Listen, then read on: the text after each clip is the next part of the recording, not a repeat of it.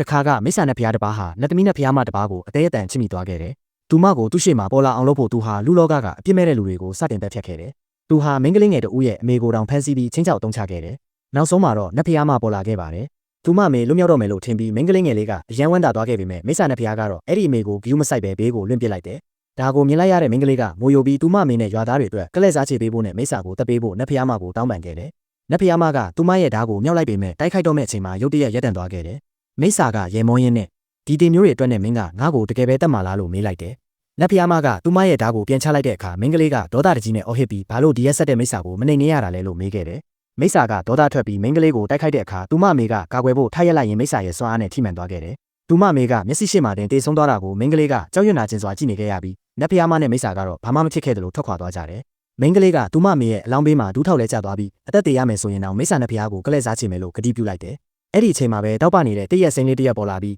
နတ်သမီးဝိညာဉ်စိမ့်လေးဖြစ်ပြောင်းလဲသွားခဲ့တယ်။သူမကမိန်းကလေးကိုနတ်ဖျားတွေကိုဘယ်လိုတိုက်ခိုက်ရမလဲဆိုတာတင်ပြပြီးကလဲ့စားချေဖို့ကူညီမယ်လို့ပြောခဲ့တယ်။ခက်ခဲတဲ့စမ်းသပ်မှုတွေအများကြီးပြီးမှမိန်းကလေးဟာနတ်ဖျားမရဲ့ဝိညာဉ်ကိုကင်းအောင်စေမဲ့ခန္ဓာကိုယ်ဖြစ်လာပြီးနတ်ပြည်ကိုဝင်ရောက်နိုင်ခဲ့တယ်။သူမမျောလင့်ထားတဲ့အတိုင်းမိစ္ဆာနတ်ဖျားကသူမကိုတွေ့သွားပြီးသူ့ရဲ့မောက်မိုက်တဲ့တိုင်းပြည်စီခေါ်သွားခဲ့တယ်။ဒါဟာသူမရဲ့အစီအစဉ်တွေကအစိတ်ပိုင်းတစ်ခုမှန်သူမသိခဲ့ဘူး။သူယုံကြည်လာအောင်သူမကကြောက်လန့်နေတယ်လို့ဟန်ဆောင်ခဲ့တယ်။တဖြည်းဖြည်းနဲ့သူမကသူ့ရဲ့ယုံကြည်မှုကိုရရှိလာခဲ့တယ်။မိစ္ဆာကသူမကိုနတ်ဖျားမရဲ့စစ်မှန်တဲ့နောက်လက်တယောက်လို့ထင်နေခဲ့ပေမဲ့သူမရင်ထဲကအမုန်းတရားဟာဘယ်ရာထက်မဆိုပိုပြင်းထန်နေတယ်ဆိုတာကိုတော့သူလုံးဝမသိခဲ့ပါဘူး။အပိုင်းနဲ့စက်တင်ပေးမှာမလို့အားပေးပါအောင်နော်။